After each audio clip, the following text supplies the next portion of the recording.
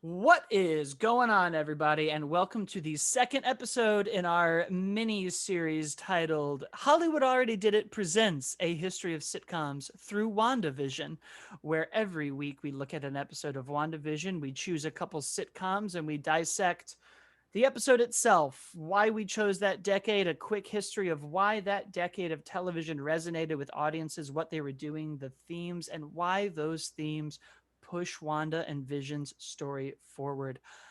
As always, I am your host, Blake Schultz, and with me today is Terrence Tatum. Hello, everyone. And Jamie Jarek. Hello. All right, guys. Obviously, they did 2 episodes back to back, which ruined my entire distribution model. But you've seen our first episode. You've seen both of them on Disney Plus. We are now talking about episode 2 of WandaVision. We are out of 1959. We have been thrust into a new era of sitcoms. And the first thing I want to bring up that I love that they did, and they are clearly doing this to evolve us through sitcoms. This episode opens with 2 single beds and a noise outside. If you've been watching your 60s sitcoms, you'll know that in Dick Van Dyke, they're always sharing beds, or not sharing beds. They're doing the opposite of sharing beds. They have their own separate beds. Right.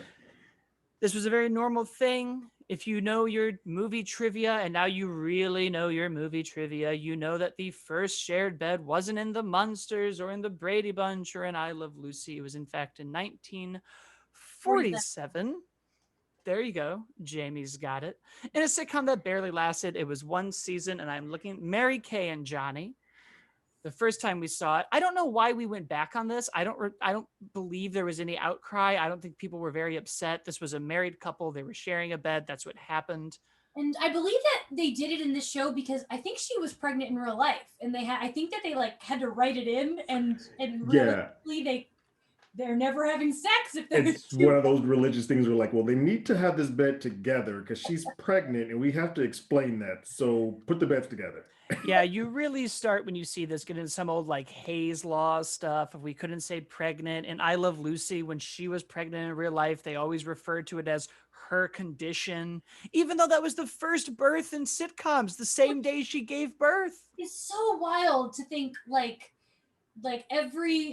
how everyone in the world was birthed, and for it to be so taboo is so insane, and a proof of how sexist.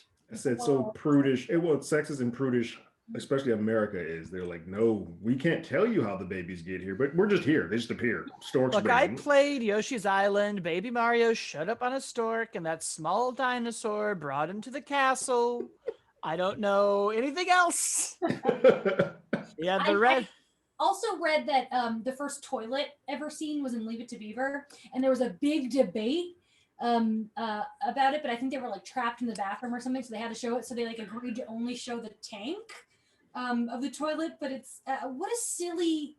I mean, you think about it. Most sitcoms, especially in that era, did not, other than when they were possibly taking a shower, never show. They was we can show you that you get clean, but the fact that you do anything else in that restroom, can't show that. That's not possible. Bathroom doesn't exist.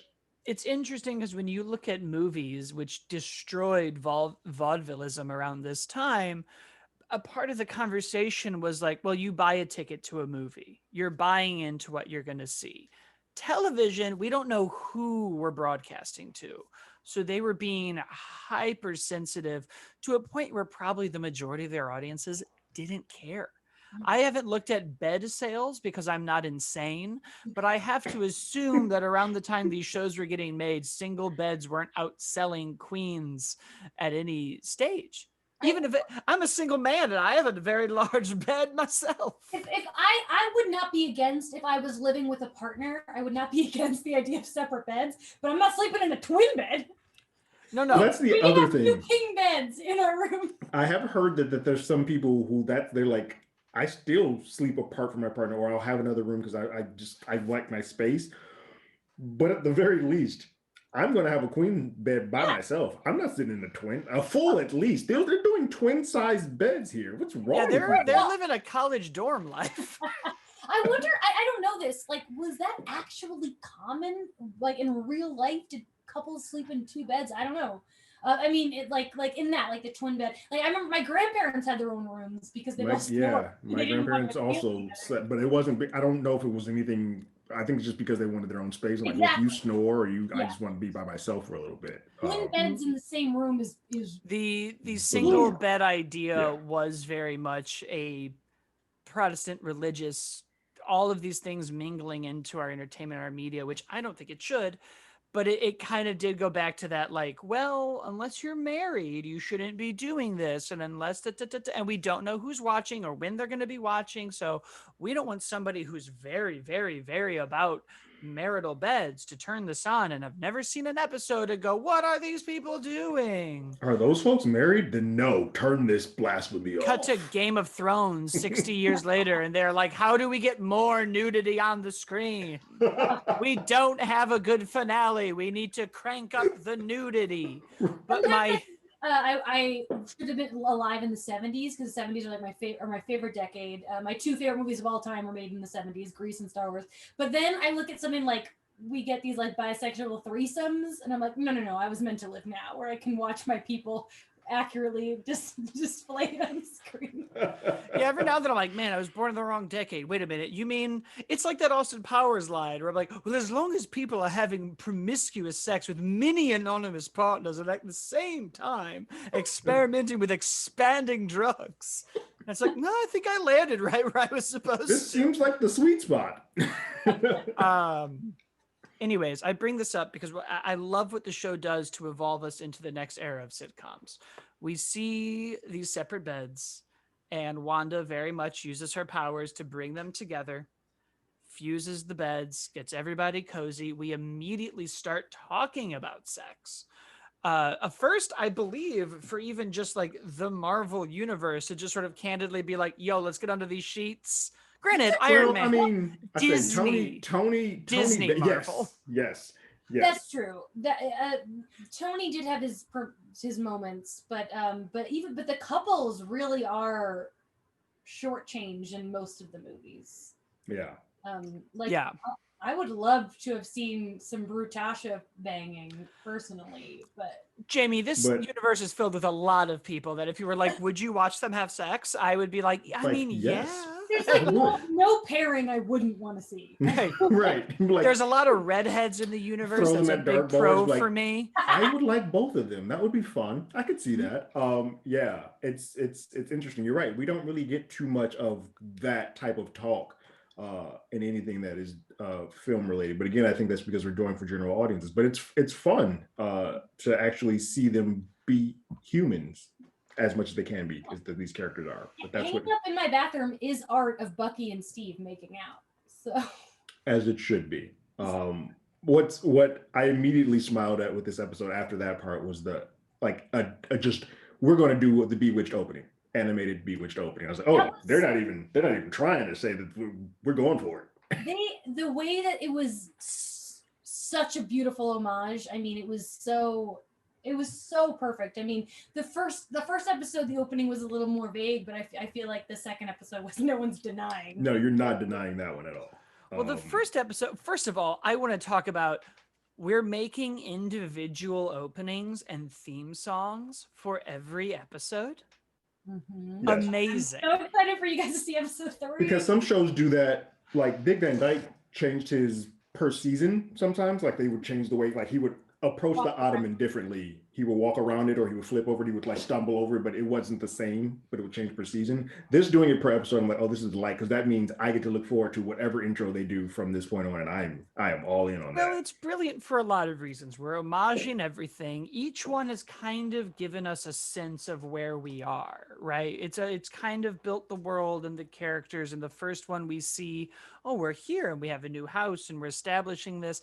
This one was very like, pay attention to the background and get some context clues and see what's behind the curtain, because now we know there's more going on. But also, we live in a time where there's a skip intro button on Netflix, and I sort of like that this is just fingers up to that whole thing.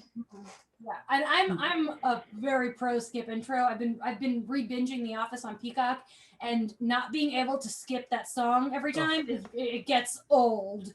But for shows like this, it'd be blasphemous to skip. Yeah. You can tell how much care and how much art and how much like dedication has gone into each of these intros. I'm like, nope, not doing that to anybody. Let me see what you guys are bringing me. And it's part of it. I mean, this intro had so many Easter eggs. Like you would have missed so much if you tried to skip that. Yeah. Really, that song slapped. Both me and my roommate, like just during the episode, were like, WandaVision, WandaVision. Like we just sort of kept doing the song. I was like, Yeah. we gotta pay. This is only 30 minutes. It's asking us. We cannot sing the song. I don't pick up songs well, so I like already forgot that that's how it goes. And you're like, got me going. Yeah. It's great. It's great.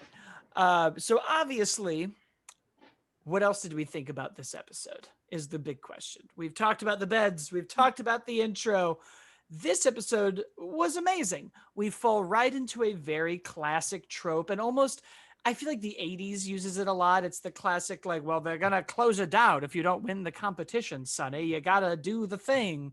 We have both Vision and Wanda wanting to be more involved in the community. Vision with safety and figuring out who's in the neighborhood and meeting up with this guys group that takes care of everybody. And Wanda wanting to win some notoriety points by introducing a magic show. And it's the second episode, so saying the first time seems silly, but for the first time, we really get to see this world beyond our side characters and our main characters and really see the nuts and bolts of it, the suburbia of it all. And yeah, we step out of the house because really we just went from house to work back to house in the first episode, where this one you're like, oh, there's more to this than just what's been created at home. And I feel like even in the 60s, it's rare. And when I was kind of surprised when Elizabeth Olsen and Catherine Hahn are walking to Emma Caulfield, Dottie's house, and you're like seeing the neighborhood.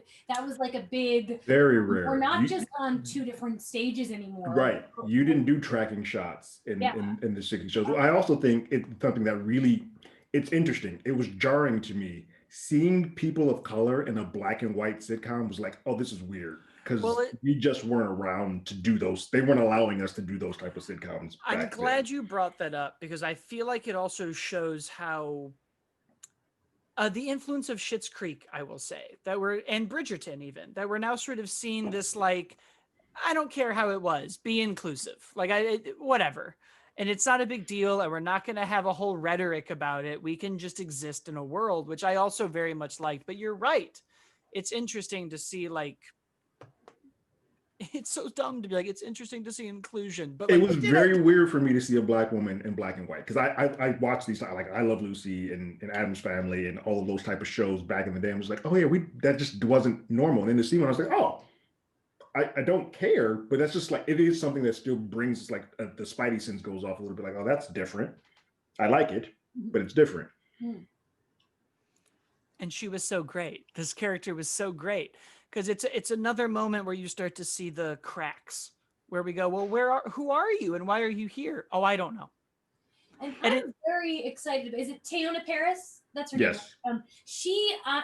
I'm loving the idea of adult Monica Rambeau. And I like that they told us ahead of time. Like, they didn't have to. We could have learned that along the way, that she's going to be Monica, because right now she's Geraldine. Yeah. But I love her energy. Even just like watching her in interviews, I'm so excited that she's now part of the MCU. And you can tell, like, she's going to be so important. Yeah. I think what we're really starting to see, and I know our show isn't speculation and forward thinking based with the MCU itself, it's more about what it is here, but what I'm really liking about this show in the context of the MCU is we're going to start seeing the build out of the TV and the movie world, and these characters that are going to be major players. And somebody like this, we're not going to see in the same way that we saw Wanda and Vision in the movies, where we got like fun little moments, but we never saw them fully realized. Like, at best in Civil War, Vision shot a laser beam and made a literal line in the cement where he could have taken out everybody on that field. And now we're going to get to watch these characters grow in these idiosyncrasies that really only TV lets you do now. Yeah, we'll get a lot of these characters from Kamala to She-Hulk. We'll get them more fleshed out. So by the time they do show up in the film, we'll be like, oh, I know these guys. These are like my best friends now. Let's go hang out. So this magic show. So this Yes. this episode we get we get Paul Bettany in full force, goofy antics. There's literal gum gunking up his machinery. He can't do it. It's amazing. We see Wanda get to like take care of this mediocre white man like so many other women and couples have had to do. And all for the sake of hilarious comedy, for the type of comedy that I don't even feel you see in modern television. This was such like classic TV situational, like, oh, we know what she can do and they don't, and now watch them do things to make sure they fit in, and we as the audience laugh at this absurdity and everyone else thinks it's normal. I watched last night the Bewitched episode where Samantha does a magic show with a really bad magician. So it was kind of the opposite, where he couldn't do any tricks, so she would use her magic to make help him. tricks happen. Mhm. And there was she takes all these rabbits and they just like keep coming out of the hat. And then at the end she reverses them and they fly back into the hat. And in the audience, the woman, there's a couple, and the woman's like, how is she doing that? And the guy is like, what? You've never seen a rabbit jump before? And the woman's like, not backwards. And that felt the same as the woman in the audience where she's like, is that a mirror's work? I think they directly pulled from that episode. And it's funny, like there's like let's have one smart woman who's like, are we? But that mirror, I don't think mirrors operate like that. I love how we just threw that away.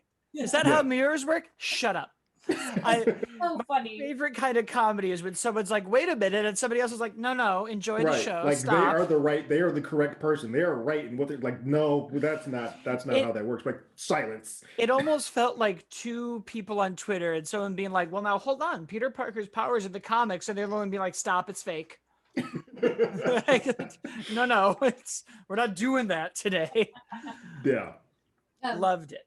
I also I tweeted about this, but I have to bring it up because I love this. Emma Caulfield plays Dottie, and she's Anya on Buffy, and Buffy is my favorite show of all time. And in Buffy, Anya has a fear of bunnies, and I loved that in this show she like gives an award to an act that featured a bunny. Like I know that probably wasn't on purpose, but it was very fun for me to watch. Like poor Emma Caulfield cannot escape bunny jokes. No, I'm a big fan of weird actor things like that. I'm like, well, you were afraid of them, and now you're doing this. And I tweeted like, that's range, baby. She's doing it. There's nothing like facing your fears. She's so good though, and I'm so excited she's on the show because she starred in a movie that was written and directed by I think her name is Jack Schaefer, I think is the head writer of WandaVision, and she wrote and directed a movie starring Emma Caulfield. So that's how the connection came together. I feel like also in the last episode we didn't touch on this in much, and it's the importance of, we kind of talked about it, just having Deborah Jo Rupp, a sitcom staple between That 70s Show and Friends.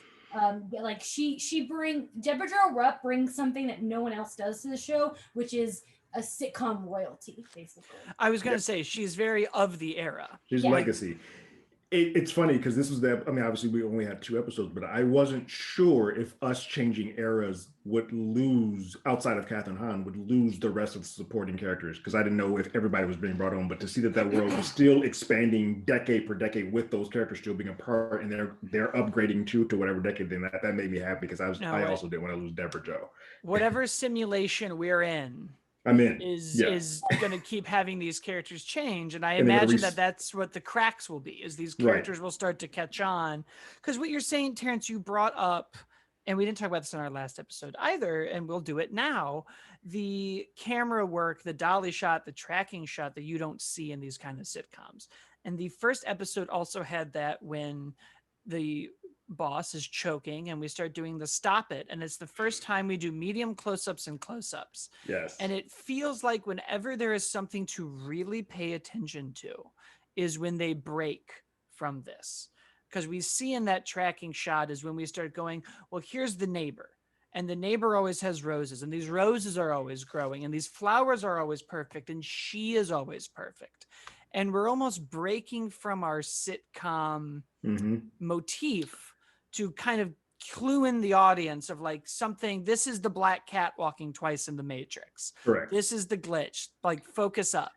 Because it's the one area in whatever you've created or whoever's recreating this, which I believe we all believe sort of is Scarlet, but whatever you're recreating this off of what you've seen and know, but you have to fill in the holes of what you do daily, and you don't quite have that part. And that's where the holes, like the questions start coming in, like, oh, these are the gaps. This is where this stuff is existing. Even those of us with like extreme sitcom knowledge, there are still going to be gaps. And I think that that's really cool. I think that they're balancing it perfectly.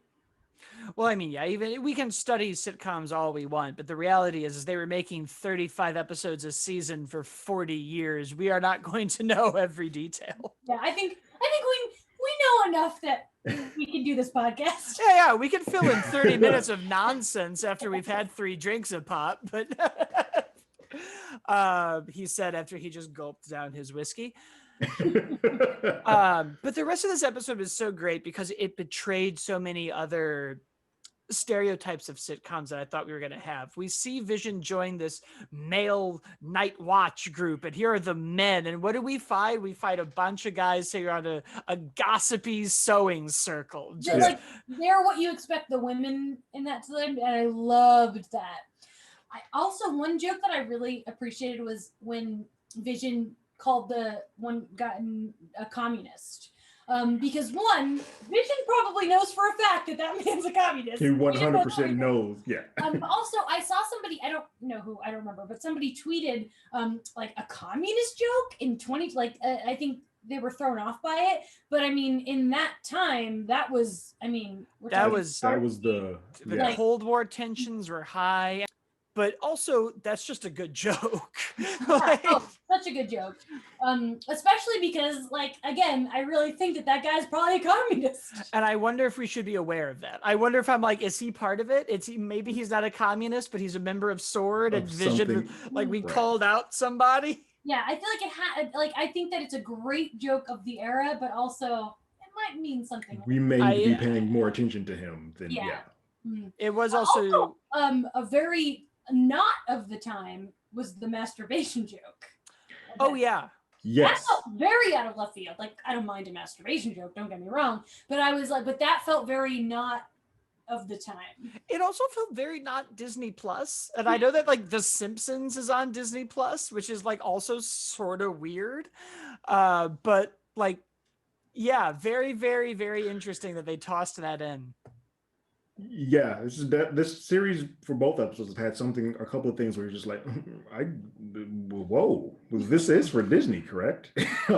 Which is fine. I think if we're in a world where Disney Plus is creating these other Marvel series, where one of them is Moon Knight, which is going to get super dark, you kind of have to start building this rapport where you're like, all right, we have to start. Everything's going to be PG or G.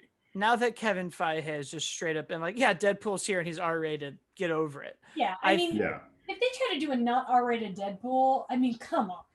They also have to know, like, I was in college when Iron Man came out, right? I was a freshman in college. I've been doing this for the whole time.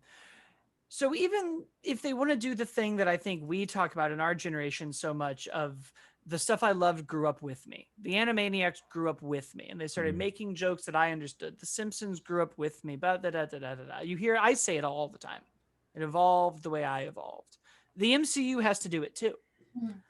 And you can walk that line. I use the Teenage Mutant Ninja Turtles a lot of like, that was a movie that towed so well on adults can be here and so can kids, but we're not going to talk down to the kids, and we're also not going to shy away from the adult violence. Like, they we're don't do here that enough anymore.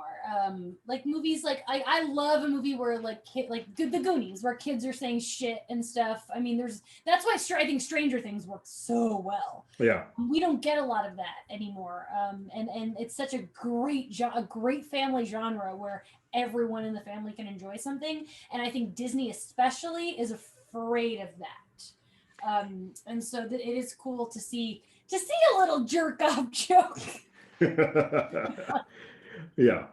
Well, and I think really when you start dealing with the themes that these sitcoms deal with, you have to grow up a little bit because look, we talked about on our last episode which if you didn't watch, go do it right now because I'm not repeating Go. my long rant about the 60s themes and whatnot, but we talked a lot about the Kennedy assassination, Vietnam, escapism, Bewitched being part of that. But really, and we're going to use Bewitched as our show to compare with this episode because they've quite literally done the magic show episode, and the Yeah. theme is quite literally from Bewitched, and Scarlet Witch it's in the name. She's a witch. It's in the And name. I'd like to add that I watching Elizabeth Montgomery last night, I was like, whoa, Elizabeth Olsen and Elizabeth Montgomery have some very similar features. They gave Elizabeth Olsen the hairstyle that Samantha had in a lot of episodes, and there are moments when I'm like, oh my god, they look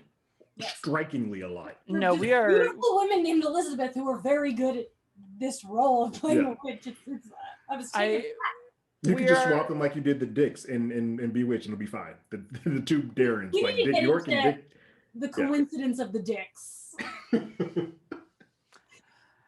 I think swapping dicks could be the new name of the show. I don't know. I think I don't know that it's this show, but I think we got to copyright that title. We got to lock that one in. But when you look at Bewitched in the context of the 60s, and when you look at the Dick Van Dyke Show, that was a very we're bridging the 50s and the 60s. We're taking a little bit of this. Bewitched is a 60s sitcom through and through, 1964 to 1972. We are in the middle of the civil rights movement. People are now looking. Betty Friedman has written a whole essay criticizing women in this era. They are housewives. They're stereotypical. We are in the march of feminism. Why are we still doing this? And when you look at Bewitched, they said, we're not. We have characters every episode talking about why housework and housewives are mundane and why we should be elevated. We have women saving the men. We literally every episode is them going, we're going to make the husband, we're going to cast him on a spell and he can't do taxes. Now she's got to step it up and save the day. She's got to go through a whole routine to get him saved and fix his stuff. And it's interesting. This is a good point because watching some episodes, I was like, this didn't age well to me, but but now I'm thinking it did age well. It's just they were very aware of how much men fucking suck. Yeah, I said there are parts of it that really work. I think it is an analogy for like mixed couples or interracial couples or like people that are like one person's different than the other. And I think that works. That still holds strong. We set it off before we got on mic, Jamie. Darren's an asshole. Oh, I hate Darren. Yeah. I watched the episode last night where Endora puts like this truth thing where Darren must tell the truth. Anyone coming near must tell the truth. And it starts with his secretary, and his first truth is, wow, your dress is so tight. And then the secretary touches it and she's like, I wore it for you. And I'm like, oh, I hate this. And then even worse, later, Samantha comes down in rollers and he's like, I don't want to see you in looking like this. Imagine if I came down in shaving cream. And it's like, this is this man's truth? Yeah. I want him to die. It's so weird watching this now because I feel like most of the jokes or the comedy come at the expense of being a witch. So Darren is like this bigot who has married a witch and he wants the witch to not own her bigot. It would be like if a white person married a black man and it was like, hey, stop being black. I want you to I don't want any of your culture or anything that you do to ever come out ever. When your mom comes over, tell her black ass to stay in the closet. I don't want to have anything to do with her. That's what this feels like. Oh, this is very troubling. I want to get a t-shirt that says Endora was right. She was. I mean, well, it's interesting looking back at it. And you're right, Jamie. It doesn't hold up well. And the thing about art is that certain things of it can work and certain things can't. Terrence and I often talk about the Mighty Morphin Power Rangers because we're children. I love POG. You're I mean, company with me. And look, it's very easy to look at that show in the context and go, well, it really it's kind of racist. We made the Yellow Ranger yellow and the Black Ranger black and the girl was a Pink Ranger. But when you then look at I don't know, Seinfeld, Friends, every other show on in the 90s, Power Rangers was more diverse. Mhm. We can both look at the pros of something and also go like, hey, they did something right. There's still work to be done though. Like Mhm. y'all stepped it up because like Seinfeld very much is very, I love that show, but it is whiter than I am. And you can tell like I my could honestly write a whole book on why I think Billy was in love with Jason. And I know Billy, the actor's gay in real life, but I think character-wise, Jamie, he we was were in- all in love with Jason. maybe I was in love with Kimberly and didn't realize it. We were also all in I love was with Kimberly. yes, we were also all into I Kimberly. hate to make this the Mighty Morphin Power podcast, but look, this whole Kimberly Tommy nonsense, that dude got a leadership role by default because Jason ran off to help the UK and was Rocky gone. showed up, Yeah. didn't know what he was doing. And Zordon was like, I guess you are evil, but you weren't. Have a White Ranger suit. And Kimberly was like, why not? I like this now. Fine. You're But- here. But Jason took on Eye Guy. He took on the Pumpkin Rapper. He took on King Sphinx. He didn't need the Green Ranger's dinosaur. That man ran a whole season of leadership before this man with his Godzilla dinosaur showed up and stole his girl and stole his job. Yeah, Nonsense. Our next podcast is going to be a Power Rangers. clearly. You just say when. It's funny. My best friend Jake and I used to talk about doing that many years ago, and then it never happened. So I'm sure we'll get a small but loyal audience. it's interesting. Not to talk too much about Power Rangers, but it's a big Power Rangers, a big B at comicbook.com. And I once posted a bunch of pictures of me as a little kid. I was so obsessed as like a 5-6-year-old. And my boss messaged me when I posted that picture, and he's like, I didn't know you were into Power Rangers. Like, we need people to write up Power Rangers. I'm like, no. I was into Power Rangers 25 years ago. I don't know what's happening now. I have no idea. Like, I think I stopped at Turbo and I was like, everything else, I don't know what's happening. Mighty Morphin or bust. I don't know. I only know that I did a little bit of Turbo because I have the red Turbo action figure at home. And Yeah. literally when I found it the last time I was there, I was like, I didn't watch this. What is this? Who bought me this toy? Their How did it mask get is here? a star. And then he stole his Exactly. color. Then Tommy was the red Turbo Ranger. What is this Yeah. nonsense? But Bewitched. But Bewitched thematically. So we start getting into bigger ideas that other sitcoms didn't, right? We are dealing with the taboos of interracial couples. We are now in a show that is very much about the not just repressing who you are, but the intricate dangers of denying who you are. And our main character is trying so hard to be normal and be a person. And everyone around her is very much like, you're a witch. Be a witch. You have married mediocrity. Yeah. Her cousins keep coming, her uncle keep coming around, her aunts be like, hey, you're a witch. Why are you with this nothing? And you're like, all of her family was correct. They were just trying to save her. And You are isn't literally that telling everything that makes you Ugh. silence, It which is hurts. just gross. Yeah. It's hard to watch poor Samantha hide that part of herself for this idiot. He's no Dick Van Dyke.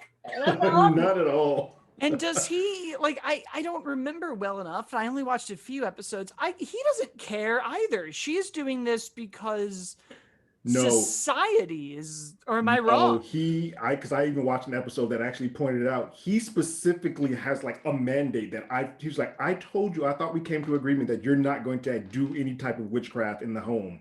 And I told your mom not to do any witchcraft. So he's literally putting a ban, like, don't do any of this stuff in the crib. And I'm All like, right. Physically, like ugh. like so upset because men, I thankfully I have never been in that kind of relationship, but I certainly know people who have, and it's hard to watch because you can't say anything. Like my a friend was married, and it's like, they're married. You can't, I can't be like, your husband's a fucking asshole. And it's that same kind of thing, and it's interesting because then it was witchcraft, and that's fictional. But I think, but like I said, when I said before, it didn't age as poorly as I thought it did because it feels real. And like you said, with like interracial couples and everything, it kind of hit hard. And I don't know if they meant to make him It's Well, it's available to be interesting.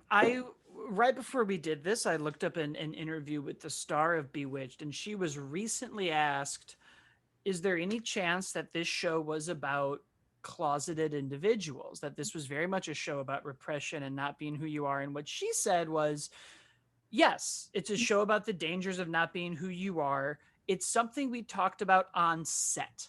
It's something that when we were shooting, we brought up closeted people, interracial couples, all of these bigger ideas that we're now seeing in the show. Did we talk about it in the writer's room? Of course not. Because at the time, because look, we talked about this in the last episode, right? There was in the 60s very much the sitcoms aren't political. People are turning on their TVs and watching the Vietnam War, and they're watching Lee Harvey Oswald, and they're watching the Cuban Missile Crisis. The last thing they want to do is watch all of this nonsense and then turn on to Bewitched and have a story about interracial couples and closeted homosexuals. correct. And I was they like, went, yeah. nah.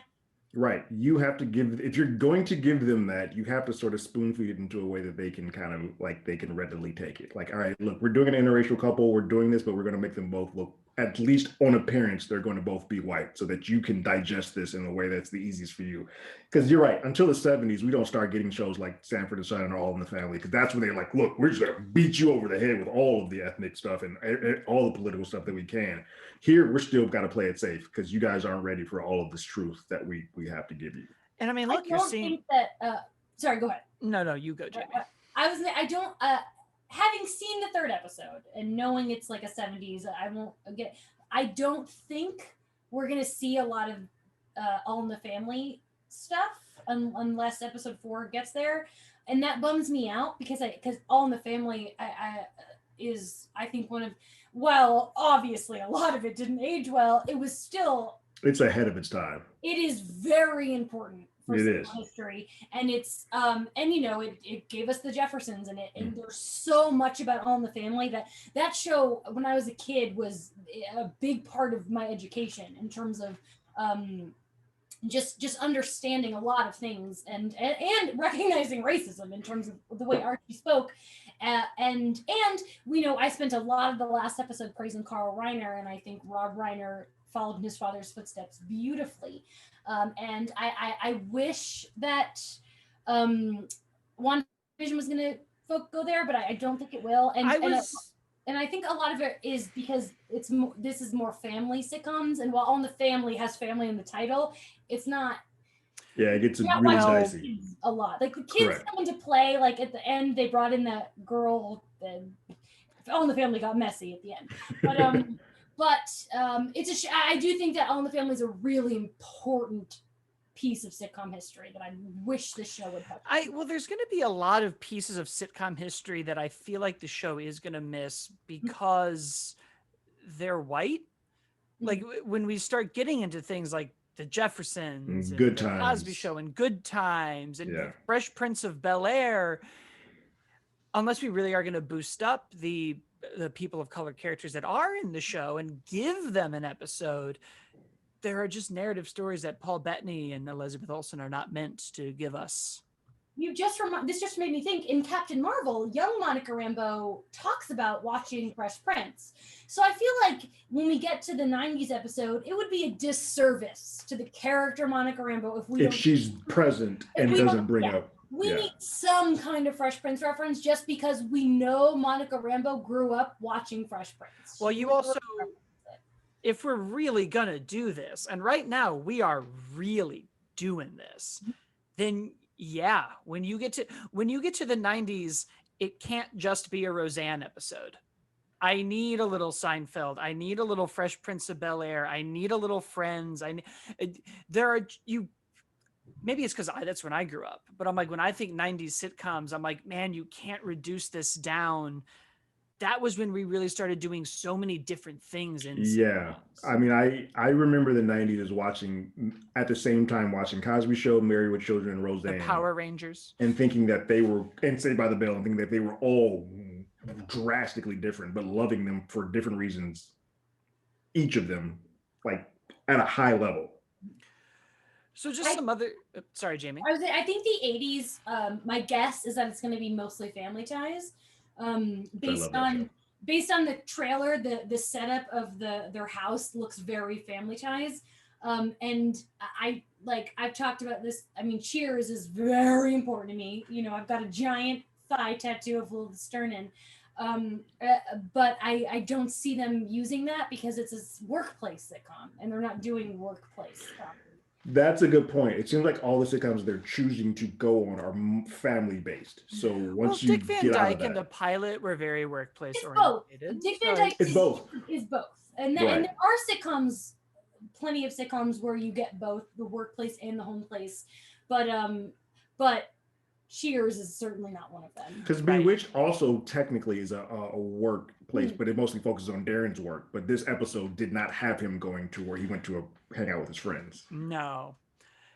Shall we get back to this episode, or is there more wonderful sitcom history? I have a few other just like fun little things to throw in that I think are good for Go for it. this episode. We're starting to see a lot of the like tropey stories of the competition to get some notoriety in the suburbs, the bigger world that we started seeing in here. There was a lot of like competitions to get noticed wherever you were in your society.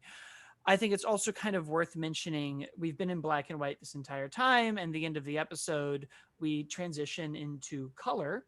It's perfect to use Bewitched because it's the show that It's the switched show- halfway through its season. And it's sort of what I brought up with the beds, how we're transitioning through the decades. And I think it's worth mentioning that, you know, the first color broadcast was in the 50s. Color TVs were sold in 1953, but similar to HD TVs and today and 4K TVs right now, they exist, but they are not the norm. And it was not until the 70s that color TV finally outsold black and white. And as we exit this episode, we enter the 70s. And I love that they're bookending these shows by literally evolving where we are. And if you're clued into some of these details, and the next step, I think, will be camera work, right? When we go to the 80s and the 90s, it will be the leaving of the camera. It will be the changing of the laugh tracks. Switching frames, yeah. Yeah, if we ever do an Office episode, there will just be some weird cut to Wanda being like, and that's when I knew Vision. They keep referencing Modern Family, which makes me think that once we get to the 2010s, 2000s, they're gonna do talking the documentary style of comedy. I think that I would be shocked if we didn't get one mockumentary episode. I'm looking forward to it. That also tells me we're only getting one season though. When I'm like, we're leaving in the 2010s. Yeah, because we're burning through the eras pretty quickly. So then, why for this episode and this story, and for Wanda and for Vision, why Bewitched? What is thematically happening that is pushing this character forward? What are the wants and needs that we're seeing from these characters in any chapter in their MCU lives that this is giving them?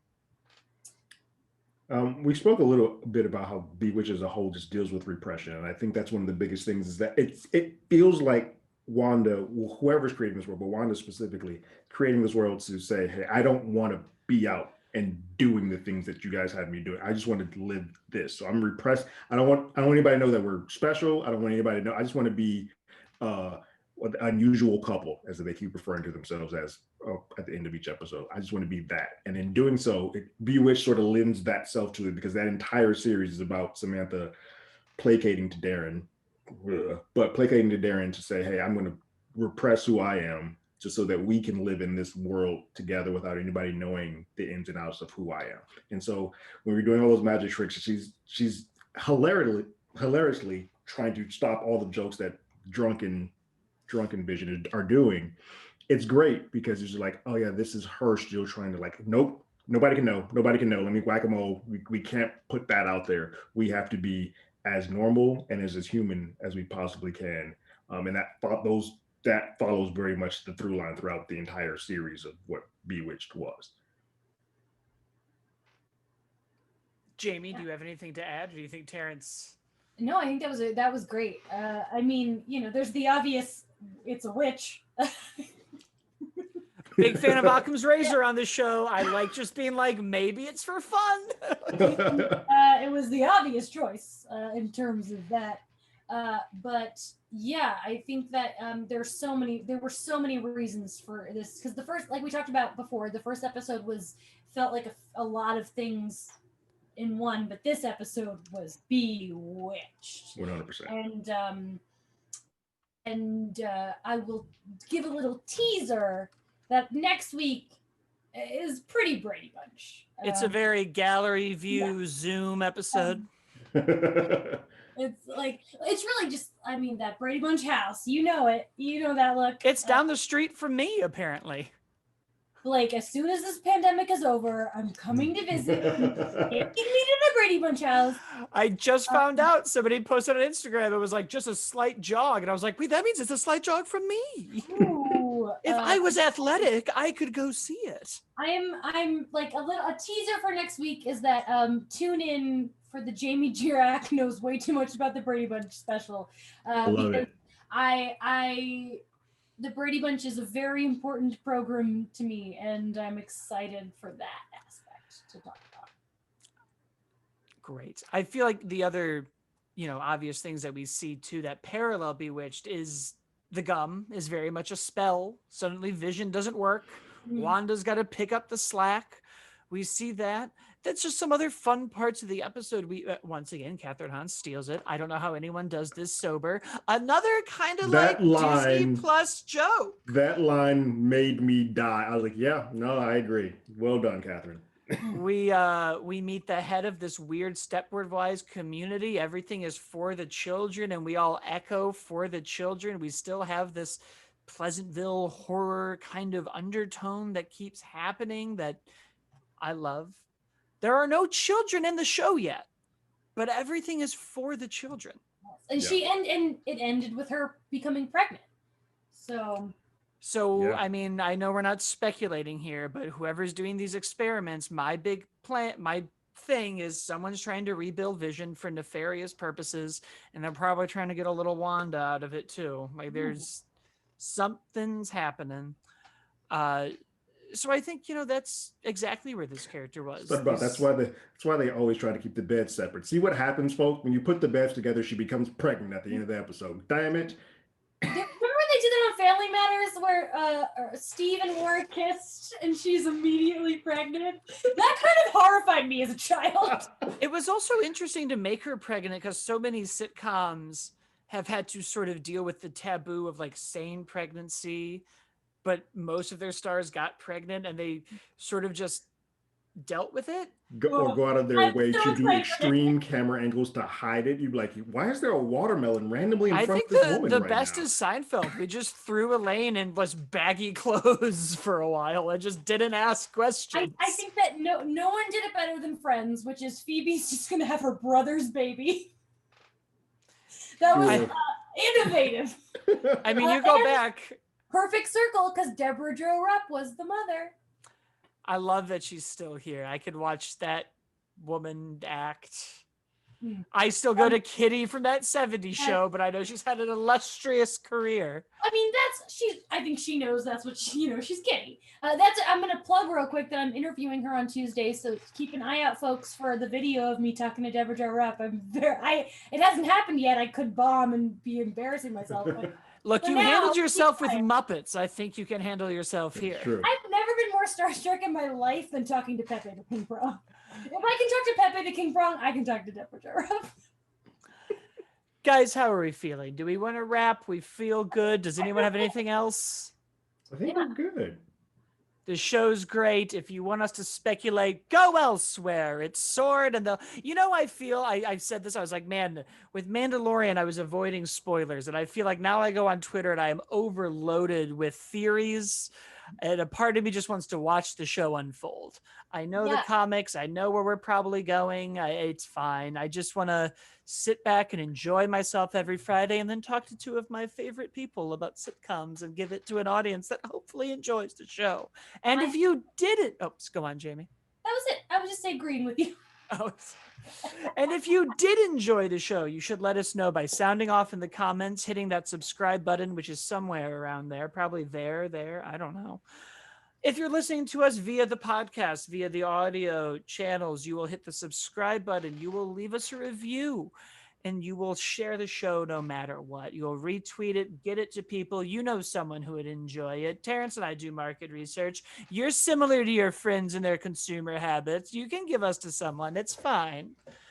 Obviously, you can follow me at As Always Blake. You can then listen to my other two podcasts, How Do You Figure, about action figure and toy collecting, and You Can't Do That Anymore, a show I do with Terrence that Jamie has been on, where we go through old movies and whether or not you could make them in this our year 2021, or shouldn't, wouldn't, or couldn't. Either way, there's a lot of problematic things that we liked.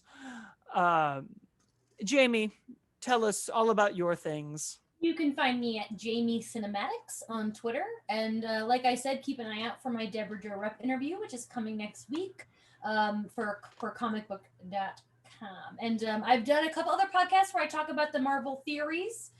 So follow me on Twitter to see those. But I got to say, my sitcom knowledge is better than my Marvel knowledge, which is embarrassing as a comicbook.com employee, but that's just my truth. I know a lot about sitcoms, so this is the place to tune in. Look, guys, if you want our theories, tell us in the comments. We'll do it. I'll get them all together. It's fine. But I assure you, you've seen other people do them already. All the same. Yeah. No one's going left. No one's like, I think they're dead, and this is the last 5 minutes of Wanda's brain activity. No one's going like there. Dark real fast. Everyone's kind of pitching the same stuff. No one's throwing out any like, well, I don't know. Maybe this is how we introduce not the X-Men, but we're bringing the Inhumans back, and we're on the island. We're all, Magneto's coming. He's going to show up. Maybe. I just said that like I had inside information. I'm going to hit the stop button, and I'll see y'all next week. Did Terrence plug his name? He's at, would you like to, Terrence? They're here. They're on the channel. Yes, if they're listening on this channel, then they should know, but it's at Terrence Tatum. I'm here. I apologize. But no, good catch, Jamie. Good catch. Keeping me honest.